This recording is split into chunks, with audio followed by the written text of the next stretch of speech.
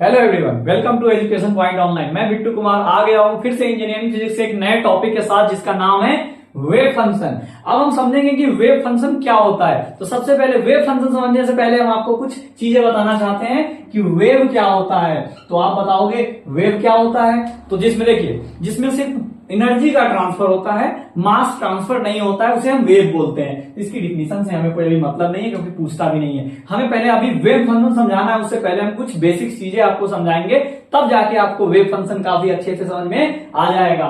तो आप सबसे पहले बताइए वेव क्या होता है। तो आप कहोगे सर जिसमें हम सिर्फ एनर्जी का ट्रांसफर देखते हैं तो वो क्या कहलाता है, वेव होता है, मास का ट्रांसफर उसमें नहीं होता है। तो देखिए, अब वेव जो होते हैं बहुत सारे टाइप्स के होते हैं। आपने अपनी डेली लाइफ में वेव देखे होंगे। जैसे कौन सा वेव, एक होता है अपना वाटर वेव। आप वाटर वेव के बारे में जानते हो कैसे, बहुत अभी अपने भोपाल में लेक व्यू है, आप चले जाओ लेक व्यू, तो वहां पे क्या होता है, वाटर का लेवल अप डाउन होते रहता है, यानी फ्लो ऑफ वाटर।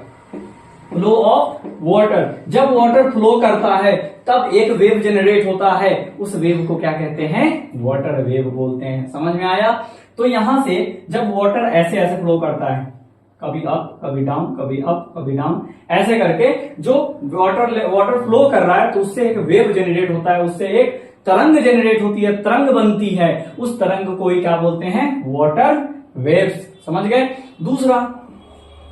दूसरा कौन सा वेव होता है, तो साउंड वेव। आपने जो हम अभी बोल रहे हैं, जो आपको सुनाई दे रहा है वो क्या है, एक तरीके से आपको जो सुनाई दे रहा है वो कैसे ट्रेवल कर रहा है, तो एक साउंड वेव के थ्रू। तो देखिए साउंड वेव कैसे जनरेट होता है, साउंड वेव ये कैसे जनरेट होता है भाई। तो साउंड वेव जो होता है वो प्रोपोगेशन ऑफ गैस, जब गैस एक दूसरे से कोलिजन करते हैं, टकराते हैं, दूर जाते हैं, टकराते हैं, दूर जाते हैं, तो उससे एक वेव जनरेट होता है। उस वेव का नाम क्या है, साउंड वेव। समझ गए। तो प्रोपोगेशन ऑफ गैसेज, जब गैस का प्रोपोगेशन होता है तो उससे कौन सी वेव जनरेट होती है, साउंड वेव जनरेट होती है। और तीसरा अपना कौन सा वेव है, तो है वो लाइट वेव, जो कि हम डेली लाइफ में देखते भी हैं, लाइट वेव्स।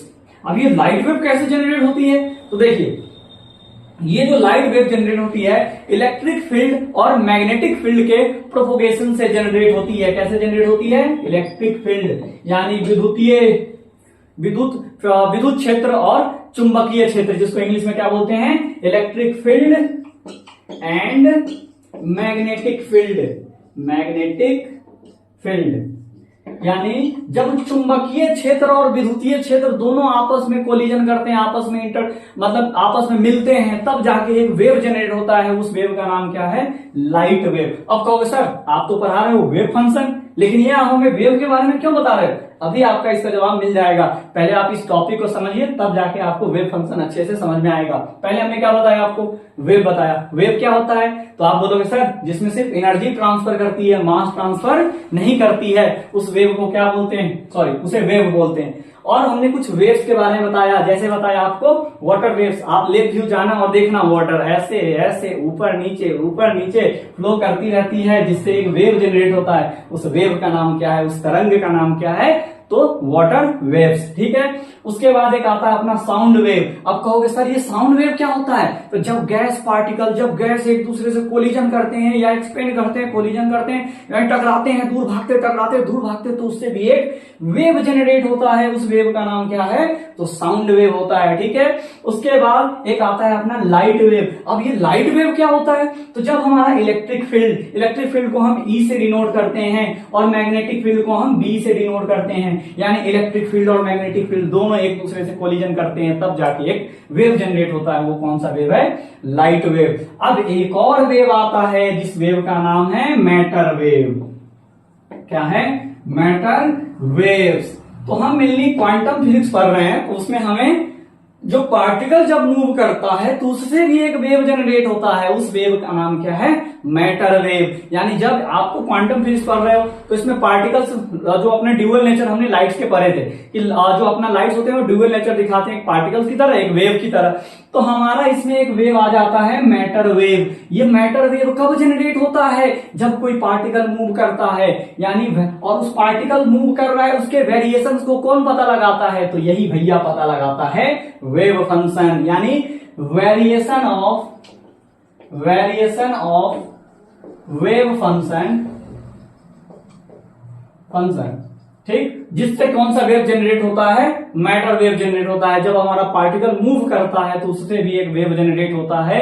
उस वेव को पता लगाने के लिए, डिस्क्राइब करने के लिए हम क्या करते हैं, मैटर वेव्स वहां पे जनरेट होता है। ठीक है, अब ये वेव होता क्या है, अब तो हमने बता दिया कि वेव फंक्शन क्या है, कि वेव फंक्शन यहां पे आप देख लेना, प्रोपोगेशन ऑफ पार्टिकल्स। जब हमारा कोई पार्टिकल्स वेरिएशन करता है तो उसके द्वारा कौन सा वेव जनरेट होता है, मैटर वेव्स। और इस मैटर वेव को पता लगाने के लिए, डिस्क्राइब करने के लिए, एक्सप्लेन करने के लिए कौन सा फंक्शन यूज किया जाता है, तो वेव फंक्शन। समझ में आया आपको कि ये जो मैटर वेव है, जब पार्टिकल मूव कर रहा है, ऐसे ऐसे ऐसे मूव कर रहा है, तो उससे भी एक वेव जनरेट हो रहा है। उस वेव का नाम क्या है, तो मैटर वेव का नाम है। और उस वेव को पता लगाने के लिए, वेव का डिस्क्राइब करने के लिए, उसको एक्सप्लेन करने के लिए ही कौन सा फंक्शन का यूज किया जाता है, वेव फंक्शन। अब समझ में आपको आ गया होगा कि वेव फंक्शन क्या होता है। तो आइए छोटा सा इसका डिफिनेशन लिख के आपको मैं दिखाता हूं, बोर्ड को पहले इरेज करूं। चलिए, तो वेव फंक्शन के बारे में हमने आपको बता दिया कि वेव फंक्शन क्या होता है। जब कोई पार्टिकल प्रोपोगेट्स करते हैं, यानी वेरिएशन करते हैं, यानी मूव करते हैं, तो उससे एक वेव जनरेट होता है। उस वेव का नाम क्या बताया आपको मैंने, मैटर वेव्स। और इस मैटर वेव्स का डिस्क्राइब करने के लिए, इसको पता लगाने के लिए जिस फंक्शन का हम यूज करते हैं उसे हम क्या बोलते हैं, वेव फंक्शन। तो चलिए यहां पे हमने क्या लिखा है वेव फंक्शन के बारे में, द क्वांटिटी, एक ऐसा राशि यानी एक ऐसा quantity, whose variation generate matter wave, जो क्या करता है, मैटर वेव्स को जनरेट करता है।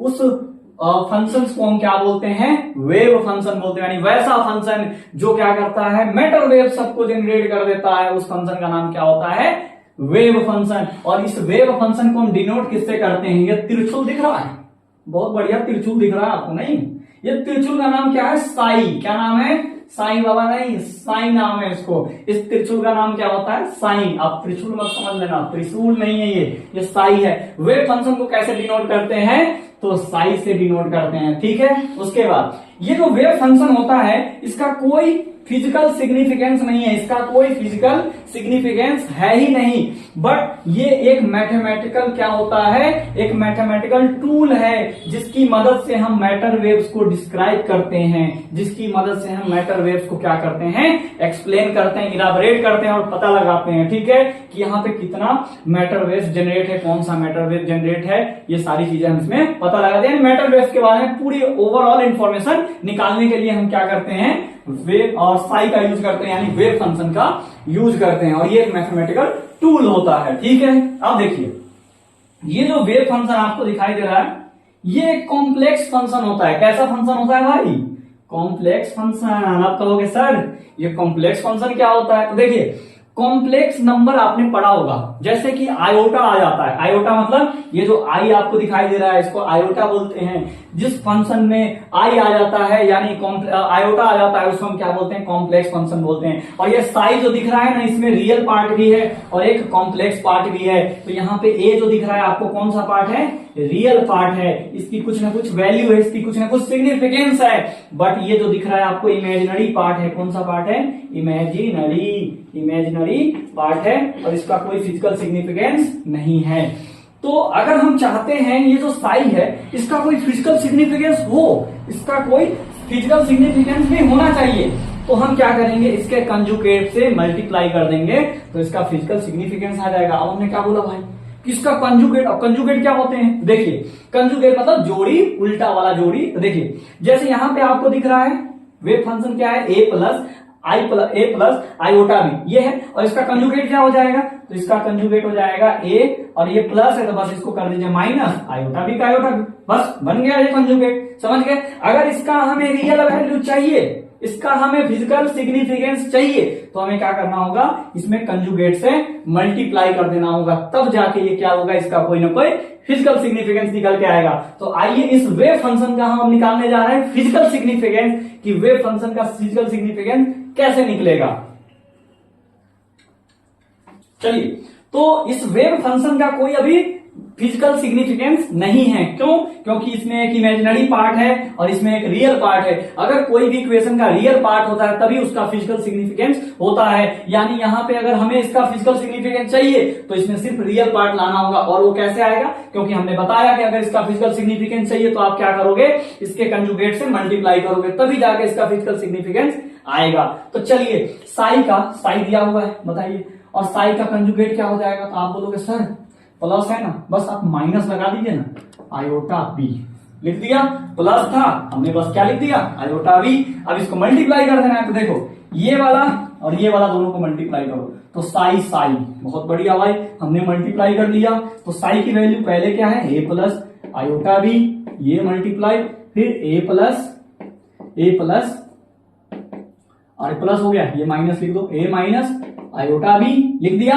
अब आपको एक फॉर्मूला दिख रहा होगा, अगर आप ध्यान से देखोगे तो। नहीं दिख रहा है तो मैं बताता हूं आपको, ए प्लस बी और ए माइनस बी। देखो, एक बार प्लस में एक बार माइनस में, तब इसका फॉर्मूला क्या होता है? ए स्क्वायर, पहला का स्क्वायर माइनस दूसरा का स्क्वायर। ये आपने आइडेंटिटी बहुत अच्छे से क्लास 10th और 9th में पढ़ी होगी। तो देखिए यहाँ पे साई और साई को मल्टीप्लाई करेंगे, साई स्क्वायर, हमेशा इसका एम्पलीट्यूड लेना है, यानी प्लस वाली वैल्यू लेनी है, ठीक है। उसके बाद ये देखिए, एक बार प्लस में एक बार माइनस में है, तो हम क्या करेंगे? पहले वाले का स्क्वायर यानी ए का स्क्वायर प्लस माइनस दूसरे वाले का स्क्वायर आयोटा बी का होल स्क्वायर। तो यहां से हो जाएगा साई स्क्वायर इक्वल टू क्या हो जाएगा? A square minus iota square और बी का स्क्वायर, बी स्क्वायर, दोनों का स्क्वायर हो गया, एक बार आयोटा का स्क्वायर एक बार बी का स्क्वायर, ठीक है। उसके बाद psi square equal to A square. और एक बात याद रखिएगा, आयोटा का स्क्वायर क्या होता है? -1 होता है। आयोटा का स्क्वायर क्या होता है? यानी जब आप आई इंटू आई करोगे तो क्या आएगा? -1 आएगा। आप हमेशा इस चीज को याद रखना। तो आयोटा की जगह पे आप क्या लिख दोगे? -1 और बी का बी स्क्वायर। अच्छा, साई स्क्वायर इक्वल टू क्या आ जाएगा?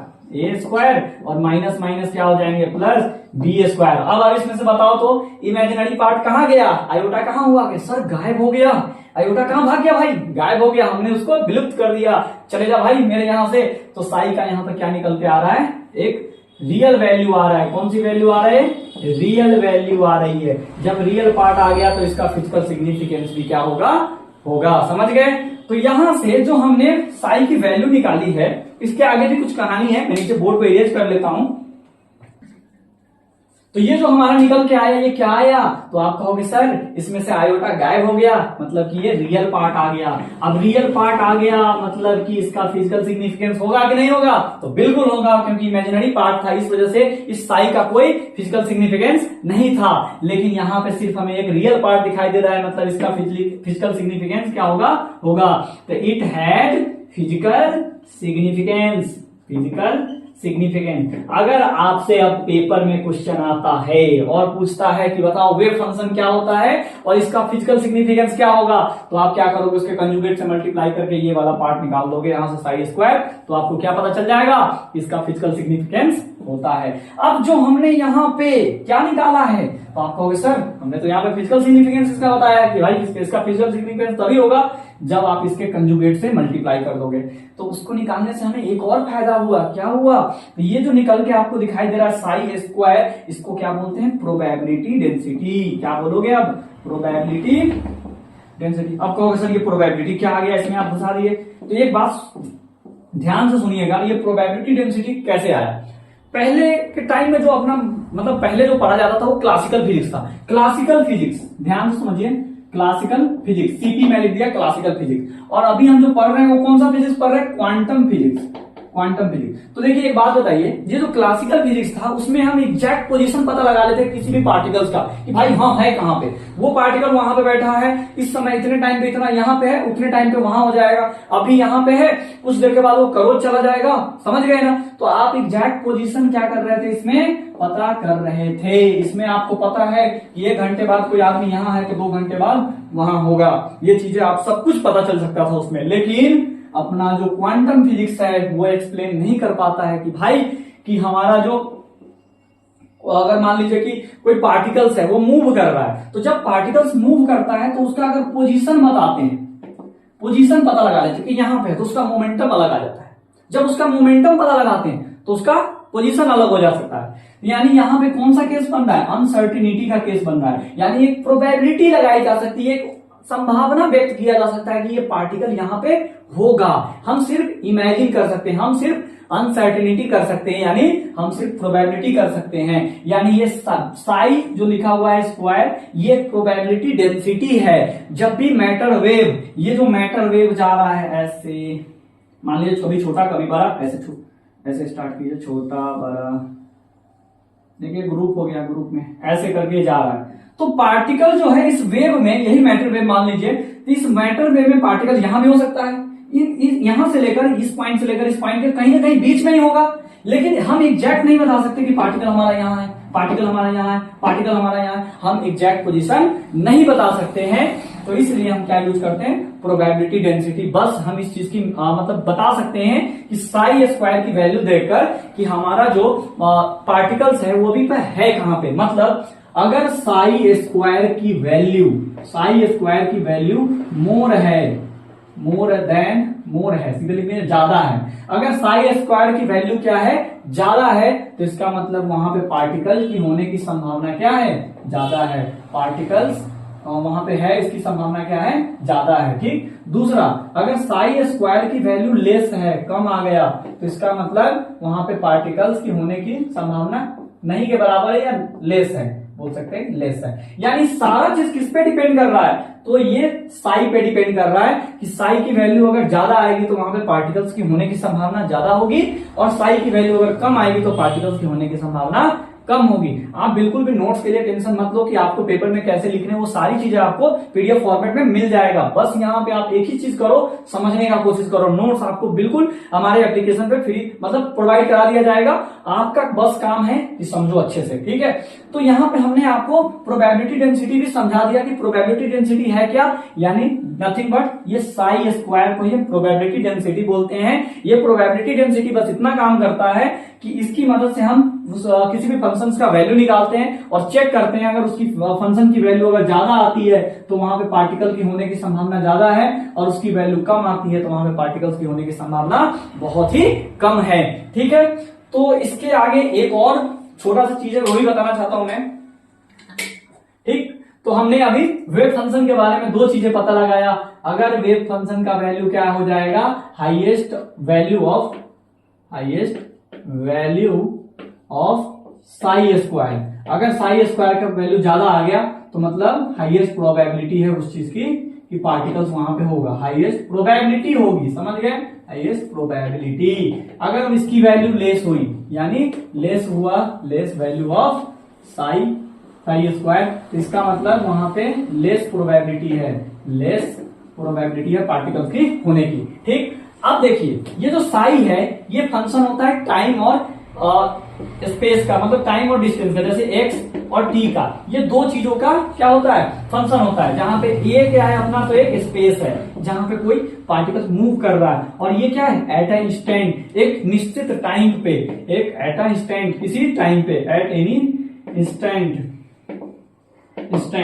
तो पार्टिकल जो हो सकता है वो तो या ओनली वन डायरेक्शन में भी मूव कर सकता है। यानी ये कौन सा है, वेव फंक्शन है 1D में, यानी वन डायमेंशन में जब कोई पार्टिकल मूव कर रहा है तो उसके लिए वेव फंक्शन कैसे रिप्रेजेंट करते हैं, साई एक्स टी, जहां पे ये क्या हो जाता है अपना एक्स एक्सिस को रिप्रेजेंट करता है कि हाँ भाई ये सिर्फ जो अपना पार्टिकल्स है वो एक्स एक्सिस के अलाउंग मूव कर रहा है, और ये जो टाइम टी है eight any instant of time, जो टाइम दिया गया रहेगा या जो इंस्टेंट ऑफ टाइम हो उस समय में। अब 3D की बात करें तो 3D में कैसे होगा, देखिए साई, और यहां पे लिख देंगे आर वेक्टर टी। अब कहो सर ये आर वेक्टर क्या लिख दिया आपने, तो आर वेक्टर कुछ नहीं है, इस वेक्टर को बोलते हैं पोजीशन वेक्टर, और इसमें एक्स वाई जेड तीनों वेक्टर आते हैं, यानी 3D का रिप्रेजेंट करने का काम करता है। और ये क्या है, एट एनी इंस्टेंट, ये क्या है अपना, किसी एट एनी इंस्टेंट पे हम क्या कर सकते हैं, वो पार्टिकल्स मूव करता है तो उसकी हम प्रोबेबिलिटी डेंसिटी फाइंड कर सकते हैं। ठीक है।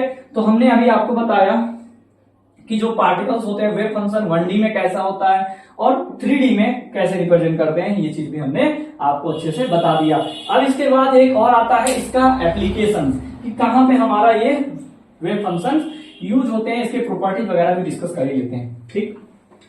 चलिए, तो फिजिकल अगर आपसे कोई पूछता है कि बताओ फिजिकल एक्सेप्टेंस क्या है वेव फंक्शंस के, वो भी आपको पता होना चाहिए। फिजिकल एक्सेप्टेंस कहां पे ये वेव फंक्शन एक्सेप्टेबल है, physical acceptance of wave function, ये जो हमारा वेव फंक्शन है कहां पे एक्सेप्टेबल है, कब एक्सेप्टेबल है, कब इसको हम कहेंगे कि वेव फंक्शन हमारा एक्सेप्ट है और कब रिजेक्ट है, कब ये स्वीकार किया जाएगा, कब इसको धक्कारा जाएगा, मतलब नहीं नहीं भाई वेव फंक्शन फेल हो गया। ठीक है, तो वेव फंक्शन किन किन परिस्थितियों में एक्सेप्टेंस हो जाए, मतलब किस किस कंडीशन में वेव फंक्शन हमारा एक्सेप्ट होगा, उसका फिजिकल एक्सेप्टेंस देखते हैं। पहली चीज, अगर वेव फंक्शन मतलब एक्सेप्टेंस होगा तो साई की जो वैल्यू होगी, Sai is a finite, Sai क्या होना चाहिए, फाइनाइट होना चाहिए। इसको आप आसानी से क्या कर सकते हो, मतलब कैलकुलेट कर सकते हो। और साई को क्या होना चाहिए, सिंगल वैल्यू होना चाहिए, उसके पास सिर्फ एक ही वैल्यू होना चाहिए। Sai is a single